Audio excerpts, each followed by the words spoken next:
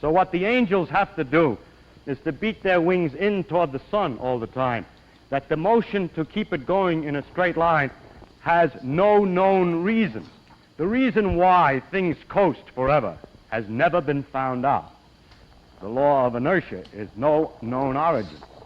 So the angels don't exist, but the continuation of the motion does. So what the angels have to do is to beat their wings in toward the sun all the time, that the motion to keep it going in a straight line has no known reason. The reason why things coast forever has never been found out. The law of inertia is no known origin. So the angels don't... Friedman said, "The motion to keep it going in a straight line has no known reason. The reason why things coast forever has never been found out. The law of inertia has no known origin." Dr. Marco Pereira, the creator of the hypergeometrical universe theory, will explain why things move. Who is the theory of everything? Teachers of the Normal School of the State of New York. Gentlemen. A stirring freshness in the air, and ruddy streaks upon the horizon of the moral world betoken the grateful dawning of a new era. The days of a driveling instruction are departing. With us is the opening promise of a better time, wherein genuine manhood doing its noblest work shall have adequate reward. Teacher is the highest and most responsible office man can fill. Its dignity is, and will yet be held commensurate with its duty, a duty boundless as man's intellectual capacity, and great as his moral need, a duty from the performance of which shall emanate an influence not limited to the now and the here, but which surely will, as time flows into eternity and space into infinity, roll up, a measureless curse or a measureless blessing, in inconceivable swellings along the infinite curve. It is an office that should be esteemed of even sacred import in this country. Ere long 100 millions, extending from the Atlantic to the Pacific, from Baffin's Bay to that of Panama, shall call themselves American citizens. What a field for those two master passions of the human soul, the love of rule, and the love of gain. How shall our liberties continue to be preserved from the graspings of ambition and the corruptions of gold? Not by bills of rights, constitutions, and statute books, but alone by the rightly cultivated hearts and heads of the people. They must themselves guard the ark. It is yours to fit them for the consecrated charge. Look well to it, for you appear clothed in the majesty of great power. It is yours to fashion, and to inform, to save, and to perpetuate. You are the educators of the people. You are the prime conservators of the public weal.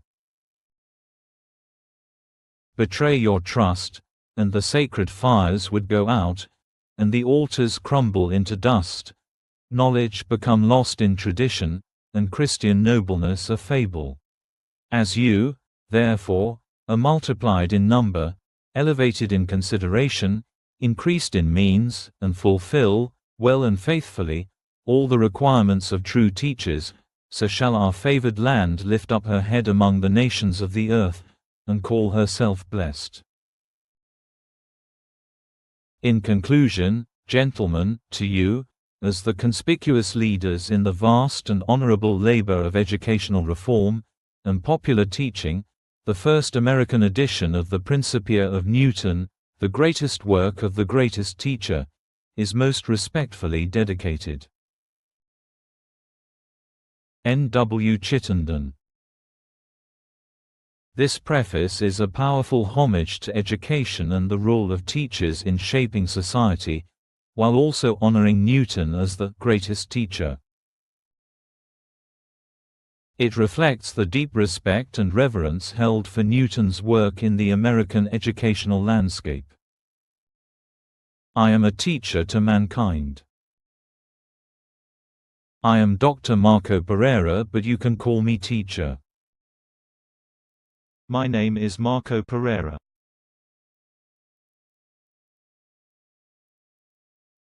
In 2005 I created the hypergeometrical universe theory. The hypergeometrical universe theory was the result of exploring not the most sophisticated possible model but the simplest one. It wasn't clear to me why the proverbial balloon, a Lightspeed expanding hyperspherical universe topology or LEHU, wasn't part of the discussion. I wasn't happy with the Big Bang model and decided to explore LEHU as an alternative. In doing so, I realized that for me to create a 4D model for electromagnetism, the mass of the electron would have to be around 1 atomic mass unit, or the mass of a hydrogen atom. I put 1 and 1 to make 2 and proposed a new model for matter in a 4-dimensional universe. That was the motivation for the fundamental dilator. This path leads to the simplest possible understanding of the universe, the most fundamental theory of everything. My theory is expansive and touch many areas. That said, I am sure there is still work to be done and future generations will be able to expand upon what I did. The hypergeometrical universe theory contains 3 hypotheses. The universe is a Lightspeed expanding hyperspherical hypersurface. Here you can see yourself at position A, looking into the sky, and seeing light emitted by a Type 1a supernova, SN1a.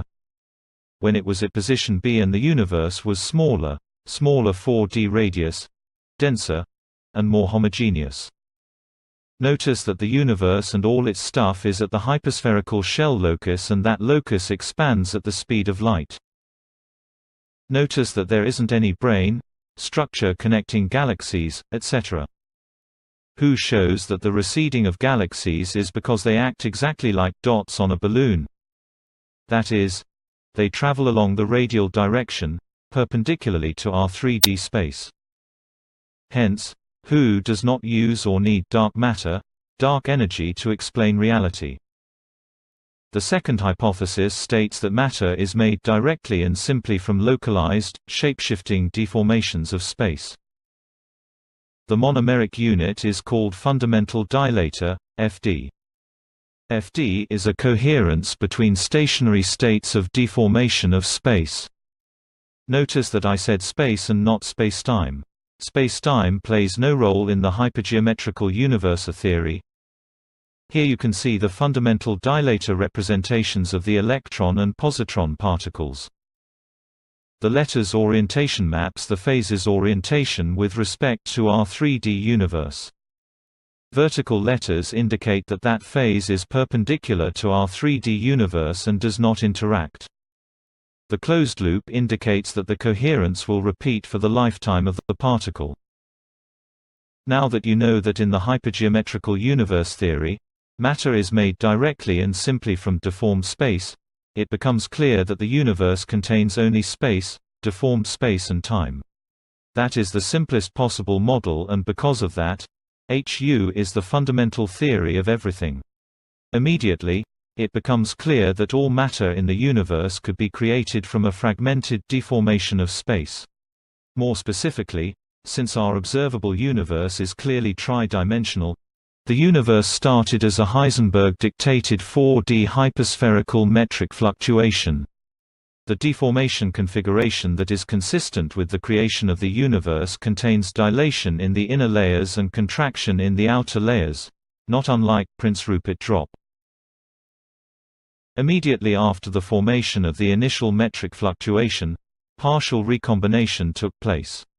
Since the 4D radius of the universe was 421 light-seconds, the partial recombination took 421 seconds to occur, leaving just two layers, the inner dilation layer or IDL and the outermost contraction layer or OCL, The inner dilation layer contains the negative energy that is missing in our universe.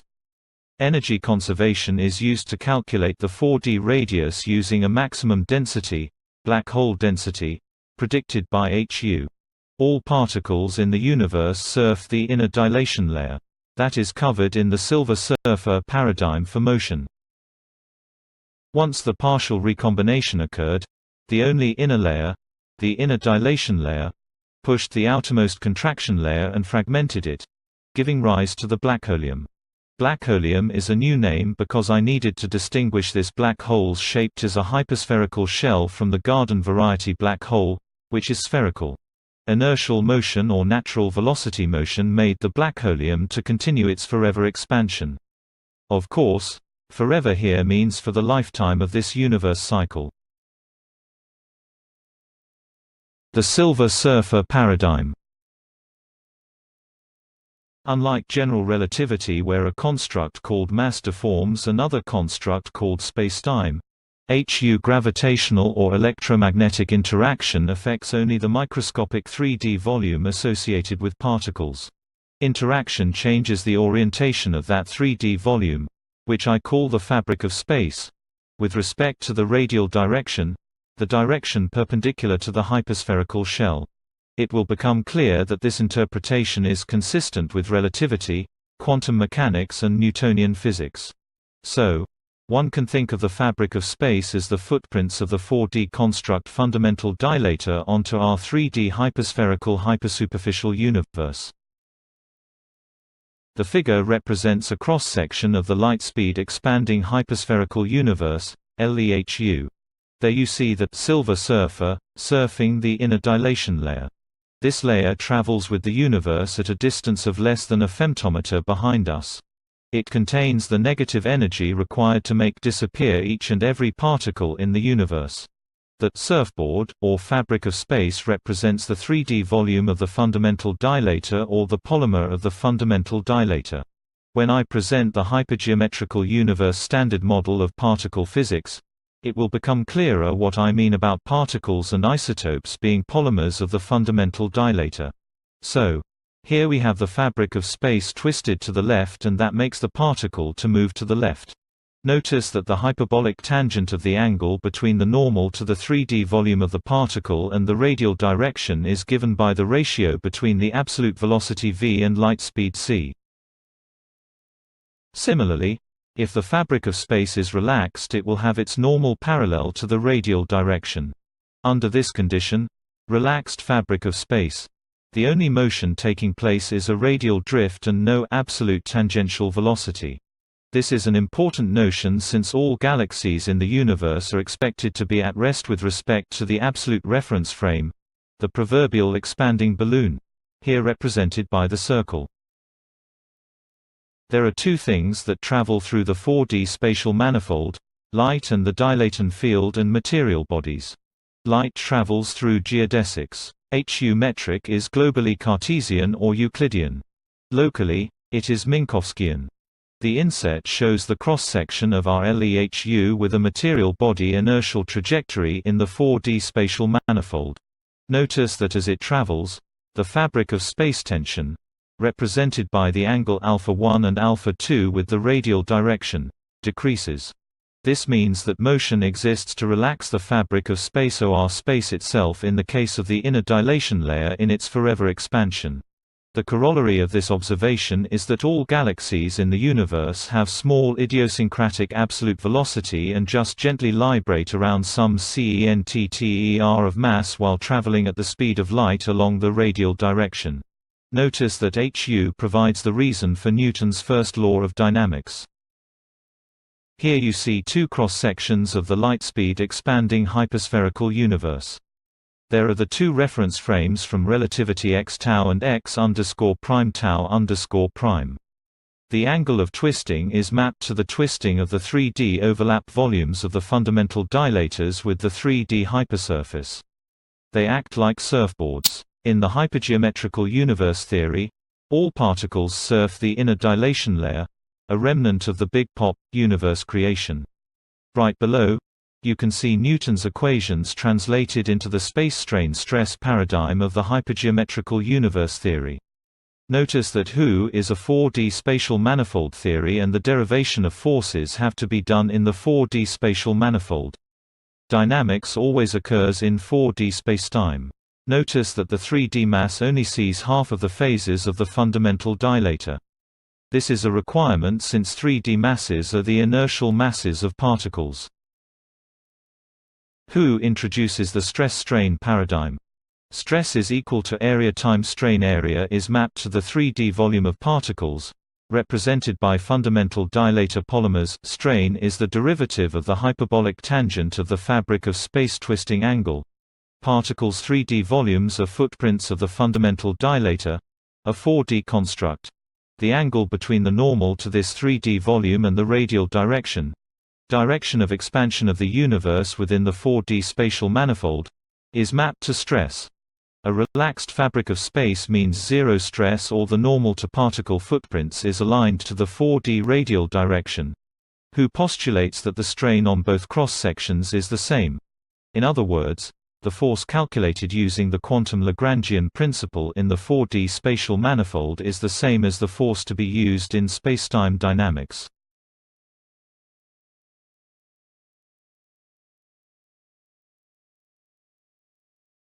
The Silver Surfer paradigm is something Einstein couldn't see from his 4D spacetime enclosure. Because of strong attachment to the geodesics model and the 4D spacetime, Einstein and his cult followers could never see the fabric of space and create a model based on surfing. So what the angels have to do is to beat their wings in toward the sun all the time, that the motion to keep it going in a straight line has no known reason. The reason why things coast forever has never been found out. The law of inertia is no known origin. So the angels don't exist, but the continuation of the motion does. Inertial motion in our 3D universe can never be determined absolutely. In other words, if two bodies are moving toward each other, neither body can tell which one is moving. In a 3D universe, there isn't any absolute reference frame that can be used to determine absolute motion. Relativity would describe reality if the universe were really 3D. The figure shows an example of inertial motion. An arbitrary reference frame was chosen. That said, this inertial reference frame is at motion with respect to everything else, including the moving body. The puzzle materializes when we choose the reference frame on the body itself. In that reference frame, the body is at rest and not subject to any force, and yet, we know it will keep moving, like all the other bodies. This puzzle remains when we add an extra spatial dimension and the Lightspeed expanding hyperspherical universe topology. Now that same body is moving tangentially in a hyperspherical hypersurface that is expanding at the speed of light. The tangential velocity v is the velocity in our 3D universe. Now we can see the absolute reference frame. To construct that absolute reference frame on any point of the hypersphere, one just have to choose the radial direction, vector pointing perpendicularly to the hypersphere, and any 3D orthogonal frame. The reason this reference frame is absolute is because it times the expansion of the universe. Since that expansion is happening at the speed of light, the 4D radius increases as c times t, where capital T is the absolute time. We will see that proper times in different reference frames is just the projection of the absolute time onto the reference frame using Lorentz transformation. Inertial motion in Who, top view with polar grid only. This animation shows a particle undergoing inertial motion, motion without any external force, in the hypergeometrical universe, Hu. The expanding circles are cross-sections of the Lightspeed expanding hyperspherical universe, Lehu, a 3D surface expanding at the speed of light in a 4D spatial manifold. The particle starts at an angle, not along the radial direction. This is critical. In Hu, radial motion corresponds to absolute rest. Any deviation from the radial path implies non-zero absolute velocity, an inertial state. This is the core insight. Inertial motion in Hu corresponds to non-radial geodesics on the expanding hyperspherical surface. The particle leaves a black trail as it moves forward in radius. The trail is not curved, as seen from the top. It is a perfectly straight line, confirming that in 4D, the motion is indeed a geodesic, a straight path. The polar grid provides a visual cue that the path is not aligned with the radial direction, which reinforces the concept of absolute motion in projection of inertial motion on the inner dilation layer. This animation emphasizes the particle's relationship to the inner dilation layer, IDL, a Gaussian-shaped expanding wavefront that originates from the Big Pop. In the Hu model, particles do not simply exist in space, they are deformations of space itself, traveling at light speed along this wavefront. As the wave expands, the particle remains locked at its crest, maintaining a consistent relative height. This reveals a key concept. Inertial motion in Hu is not due to internal momentum, but due to surfing the geometry of spacetime, specifically, the IDL. The wave shown here is not a fluid wave, but a metric wave, a Gaussian modulation of the hyperspherical geometry, through which the fundamental dilator propagates. We avoid water metaphors here, there is no medium. Instead, the wave is a four-dimensional metric deformation called the inner dilation layer. It contains dilation and because of that expands forever. The expansion minimized local spatial stress. This is the reason for all inertial motions and accelerations. Conceptually, each particle in the universe is like a surfer that was born on the wave at the moment of the Big Pop and has never left it.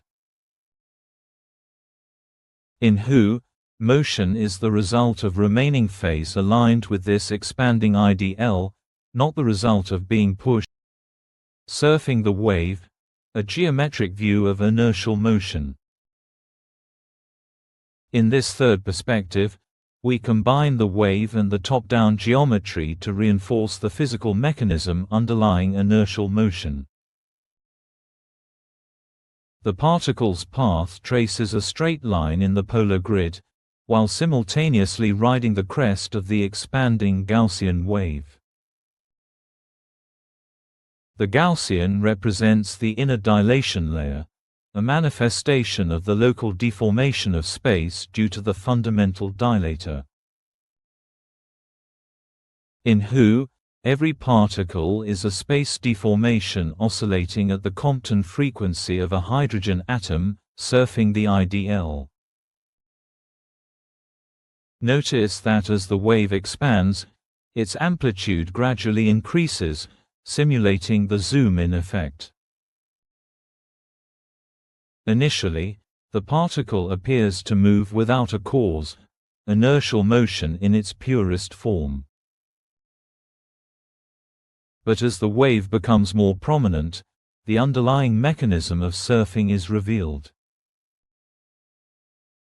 This is how Hu reframes Newton's first law: an object in motion stays in motion because it remains in phase with the expanding metric wave.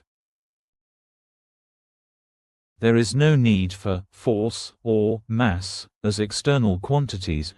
These are emergent from the interaction between particle and wave geometry. Clean geometry, inertial motion without the wave. This final animation strips away the wave and shows only the essential geometry, the expanding Lehu surface and the trail left by the inertial particle. The polar grid provides a clear frame of reference to highlight that the particle's trajectory is not radial. From this top-down perspective, we can confirm a fundamental claim of Hu: absolute motion exists.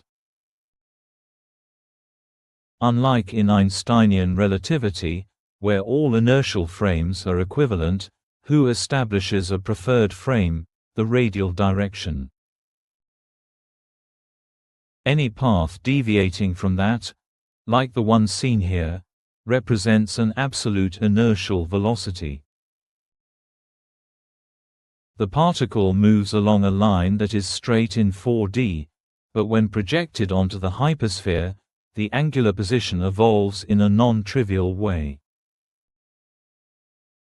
This angle is computed precisely from the intersection of a straight line in 4D with expanding hyperspherical surfaces. The result? A graceful, mathematically sound path that demonstrates the true geodesic nature of motion in Hu.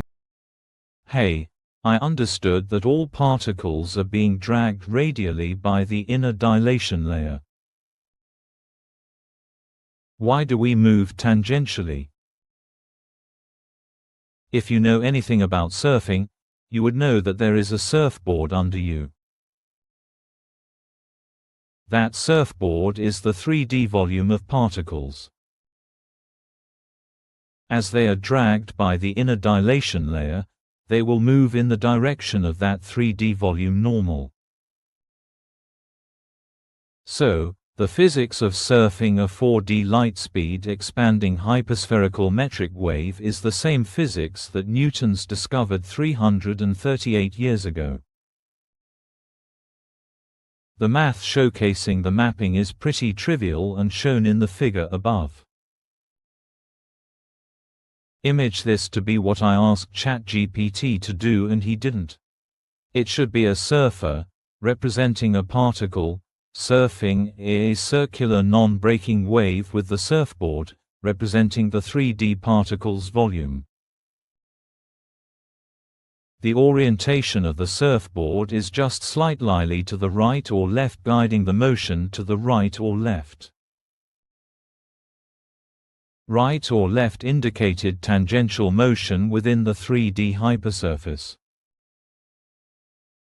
In other words, Hu explained why things move. The question's drive. Richard Feynman wisely told us to be something mankind never grasped.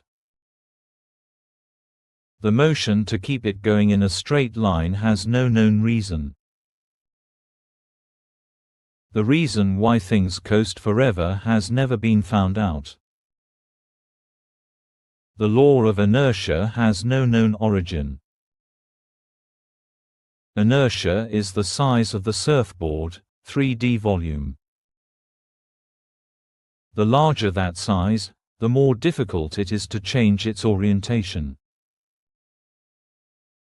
Things coast forever because moving tangentially lowers the space strain, the angle between the surfboard and the radial direction. The motion to keep it going in a straight line in the 4D spatial manifold is the combination of the need for the inner dilation layer to expand and thus relax the space strain as it spreads over larger and larger radii. The other reason is the already mentioned need to relax space strain by lowering the angle of the surfboard's normal with the radial direction. The law of inertia is a direct result of the physical problem at hand. The reason is because all particles are surfing the inner dilation layer. Now that same body is moving tangentially in a hyperspherical hypersurface that is expanding at the speed of light. The tangential velocity v is the velocity in our 3D universe. Now we can see the absolute reference frame. To construct that absolute reference frame on any point of the hypersphere, one just have to choose the radial direction, vector pointing perpendicularly to the hypersphere, and any 3D orthogonal frame. The reason this reference frame is absolute is because it times the expansion of the universe. Since that expansion is happening at the speed of light, the 4D radius increases as c times t, where capital T is the absolute time. We will see that proper times in different reference frames is just the projection of the absolute time onto the reference frame using Lorentz transformation. Why are galaxies like dots on an expanding balloon? The solution to the riddle lies in a 4D spatial manifold. If you have a particle or fundamental dilator traveling without anything else interacting with it, there is no clear reason for its motion. That changes when we add the hypergeometrical universe theory Big Pop cosmogenesis. In the Big Pop cosmogenesis, all particles are traveling at the speed of light surfing the inner dilation layer. Here you can see 2 times of the traveling by this particle.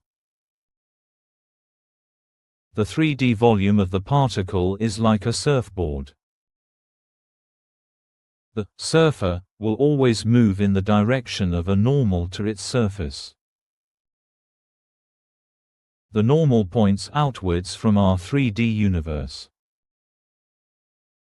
Since we assume not interaction, the normal to the surfboard will not change direction. That said, the orientation of the surfboard with respect to the wave changes. It is clear that alpha 2 is smaller than alpha 1. This solves the riddle that Dr. Richard Feynman couldn't answer.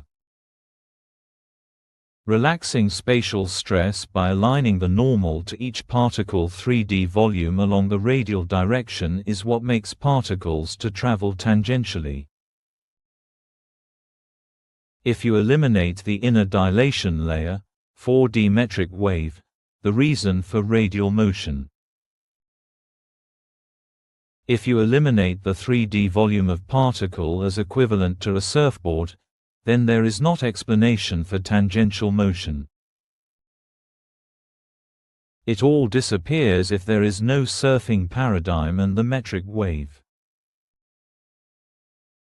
With the inner dilation layer, it is clear that motion takes place because particles are being carried by the inner dilation layer and because the deformation stress diminishes as motion takes place.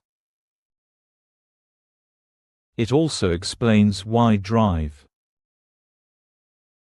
Edwin Hubble observed galaxies receding with velocities proportional to their distances. The reason is clear to see in the picture. As motion takes place, galaxies move towards their Hubble point. Hubble point is the position in the hyperspherical hypersurface where if the body go into rest with respect to the hypersurface, it will continue moving at the initial constant velocity. Of course, we can say that because all galaxies have small idiosyncratic velocities and any substantial velocity with respect to us would be a good approximation of the velocity with respect to the absolute reference frame. In summary, who provides simple solutions to the most profound questions mankind ever asked? Who also derived the law of gravitation, unified it to electromagnetism and all the other forces. The motion to keep it going in a straight line has no known reason. The reason why things coast forever has never been found out. The law of inertia has no known origin. The surfing paradigm of motion in the hypergeometrical universe. Richard Feynman once asked one of the most fundamental questions in physics: why does the ball keep rolling? He recognized the elegance of inertial motion, the way a particle or object continues in a straight line unless something interferes. But even he, with all his clarity and genius, could only see the ball. He could not see the wave.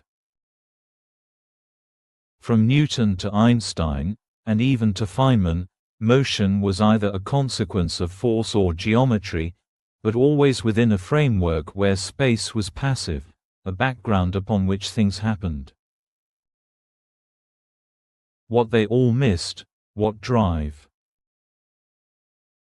Marco Pereira revealed, is the active, guiding structure of space itself, the inner dilation layer, IDL, a metric wave expanding at the speed of light from the origin of our universe, the Big Pop. In the hypergeometrical universe, motion is not caused, it is carried. Every particle is born on this Gaussian-shaped metric wave, and it moves not because it was kicked, but because it surfs, perfectly in phase with the IDL. This is the profound answer to Feynman's question. The ball keeps rolling because it is surfing the wave of spacetime itself. The apparent inertia is not a mystery. It is a geometric consequence of dimensional reduction by surfing. In 4D, the particle moves in a straight line. In 3D, we see it trace out a curved path, unless it aligns perfectly radially, which would correspond to absolute rest. Who replaces mystery with geometry? It replaces postulates with coherence, and inertia with synchronization to the wavefront of creation. This is the surfing paradigm for motion. And it changes everything. Always feel free to ask any questions. Please share my work in your profile and in your groups. Every second counts.